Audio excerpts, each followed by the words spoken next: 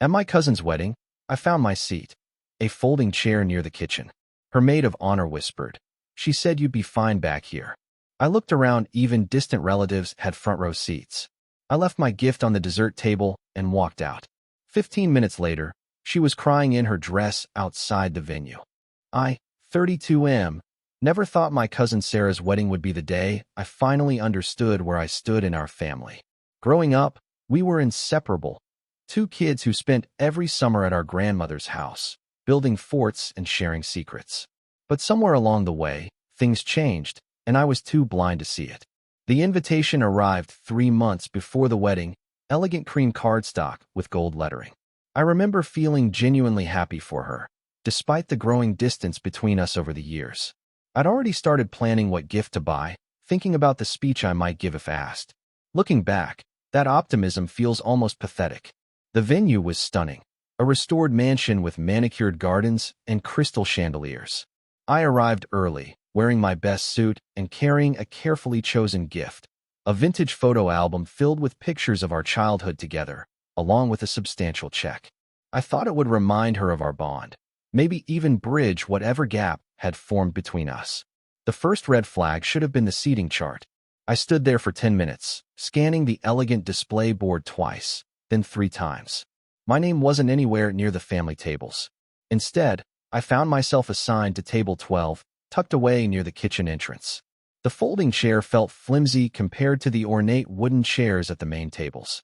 I told myself there must be some mistake. Maybe they'd run out of room at the family tables. Maybe it was alphabetical and I'd missed something. I settled into my seat, watching as distant relatives, people I barely recognized, filled the front rows. Aunt Margaret's neighbor from 20 years ago had a better seat than me. The maid of honor, Jessica, approached my table during the cocktail hour. She leaned down with that practiced smile wedding party's perfect, the one that doesn't quite reach their eyes. She told me Sarah had specifically mentioned I'd be comfortable back here, away from all the commotion.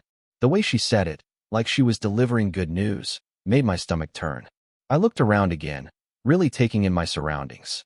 The kitchen staff kept brushing past our table. The sound system was muffled back here. I could barely see the altar where my cousin would soon promise her life to someone else. Even her college roommate's boyfriend, someone she'd known for maybe 6 months, was seated closer to the action. That's when it hit me. This wasn't an oversight or a space issue. This was deliberate.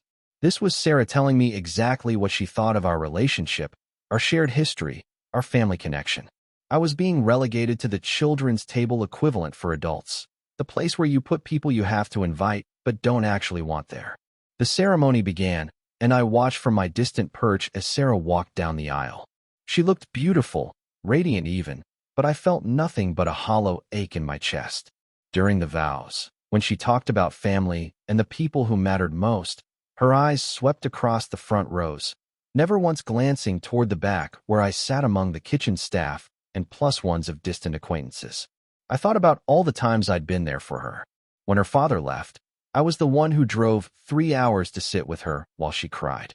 When she struggled in college, I helped her with rent money I couldn't really afford to give. When she got her first job, I celebrated with her like it was my own achievement. Apparently, none of that earned me a seat at the family table. During the reception, I watched the dynamics play out. Sarah's new in-laws were treated like royalty. Her husband's college friends got prime seating and personal attention. Even her co-workers from her part-time job in high school were seated closer to the head table than I was. The message was crystal clear. I didn't matter. The final straw came during the toasts. Sarah's father, who'd barely been present during her childhood, gave a touching speech about family bonds. Her new mother-in-law talked about welcoming Sarah into their family. Friends shared memories and inside jokes. I sat there, invisible, holding stories that went back decades but apparently weren't worth sharing. I made my decision during the main course. I wasn't going to sit there and pretend this was okay. I wasn't going to smile and nod and act grateful for the scraps of attention thrown my way. I deserved better than this, and more importantly, I deserved honesty about where I stood. I picked up my gift from under the table and walked toward the front of the reception hall. The elegant wrapping caught the light as I placed it carefully on the dessert table, right next to the towering wedding cake. I wanted her to see it there, to know I'd brought something meaningful despite how she'd treated me. Then I walked out. No dramatic scene, No angry words, no confrontation. I simply left. The cool evening air hit my face as I stepped outside, and for the first time all day, I could breathe properly. I'd driven myself, thankfully, so I didn't have to explain my departure to anyone. I was unlocking my car when I heard the commotion behind me. Raised voices, the sound of heels clicking rapidly across pavement. I turned to see Sarah rushing out of the venue, her elaborate dress bunched in her hands to keep from tripping. Her face was flushed, her carefully applied makeup starting to smudge. She called my name, her voice cracking with emotion. She asked why I was leaving, why I hadn't said goodbye. The irony wasn't lost on me. Now she wanted to talk. Now she cared about my presence. I told her she'd made it perfectly clear where I belonged in her life, and I was simply respecting her wishes. She tried to explain, saying the seating arrangements were complicated, that there wasn't enough room at the family tables. But we both knew that was a lie. She'd had months to figure out the seating, and she'd made her choice. I was family when she needed something, but not family enough to sit with family. The tears started then, real ones that smeared her mascara and made her nose red. She insisted she hadn't meant to hurt me, that she'd thought I'd understand.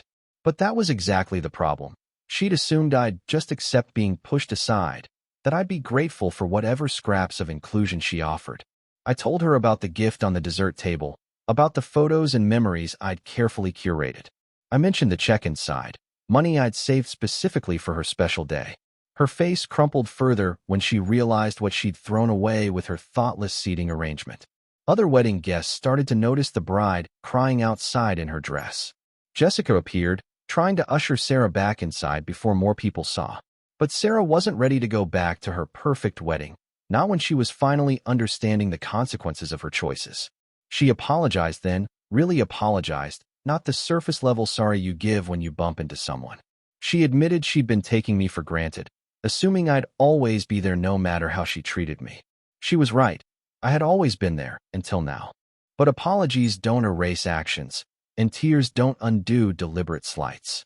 I told her I hoped she had a wonderful marriage and a happy life, and I meant it. But I also told her that our relationship had changed permanently. She'd shown me who I was to her, and I'd finally listened. I drove home that night feeling lighter than I had in years. The hurt was still there, sharp and fresh, but so was something else, self-respect. I'd finally stopped accepting less than I deserved from someone who was supposed to care about me. Update 1. The fallout started the next morning. My phone buzzed constantly with messages from family members who'd heard about the scene outside the venue. Some were angry with me for ruining Sarah's wedding day. Others were confused about what had happened. A few, surprisingly, reached out to say they'd noticed the seating arrangement and thought it was wrong. My aunt called, Sarah's mother, demanding to know why I'd upset her daughter on her wedding day. I explained the situation calmly, describing the seating arrangement and the message it sent. There was a long pause before she admitted she hadn't realized where I'd been placed. She'd been so focused on her own family drama that she hadn't noticed her nephew had been relegated to the back corner. Sarah tried calling multiple times, but I let them go to voicemail. Her messages were a mix of apologies and justifications, tears and anger. She wanted to meet for coffee, to explain properly, to fix things between us. But some things can't be fixed with a conversation over lattes. The gift became a point of contention. Sarah called to tell me she'd opened it, that she'd cried over the photos and the memories they represented. She wanted to return the check, saying she didn't deserve it after how she'd treated me. I told her to keep it, to consider it a wedding gift, and a goodbye present rolled into one. Update 2. 3 weeks after the wedding, Sarah showed up at my apartment unannounced. She looked different, smaller somehow, less polished than usual. She'd been thinking about our conversation outside the venue, about the years of taking me for granted. She wanted to make things right. I let her in, but I didn't make it easy. She sat on my couch and tried to explain her mindset during the wedding planning. She'd been so focused on impressing her new in-laws, on creating the perfect day, that she'd lost sight of what actually mattered. She'd treated me like furniture, always there, reliable, not requiring much attention or care. She talked about our childhood, about how I'd always been the steady one while she was dramatic and demanding. She'd gotten used to me being the one who gave without expecting much in return. The wedding seating had been her unconscious way of continuing that pattern, assuming I'd be fine wherever she put me because I always was. But I wasn't fine, and I told her so. I explained how it felt to watch distant relatives get better treatment, to be literally pushed to the margins of her most important day. I described sitting in that folding chair, feeling invisible while she celebrated with people who barely knew her.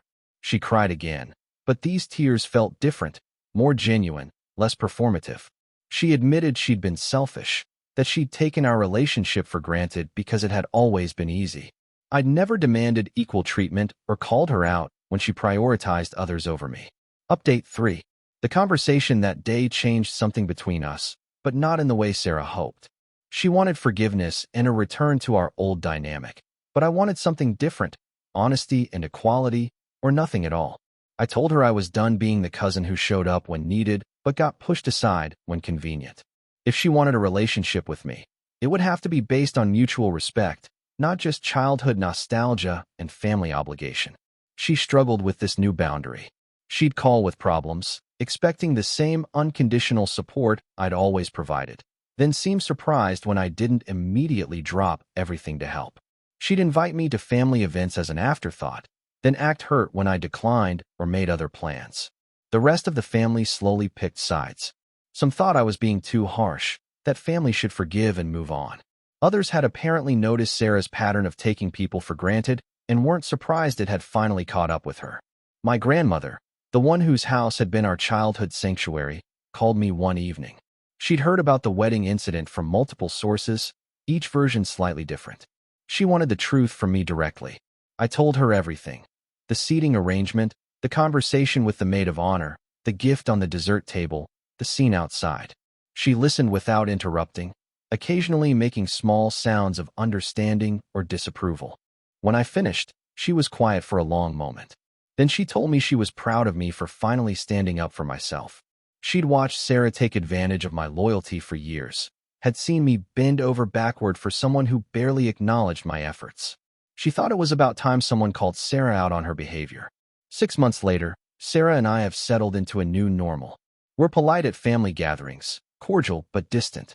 She stopped expecting me to be her emotional support system, and I've stopped hoping she'll suddenly become the cousin I thought she was.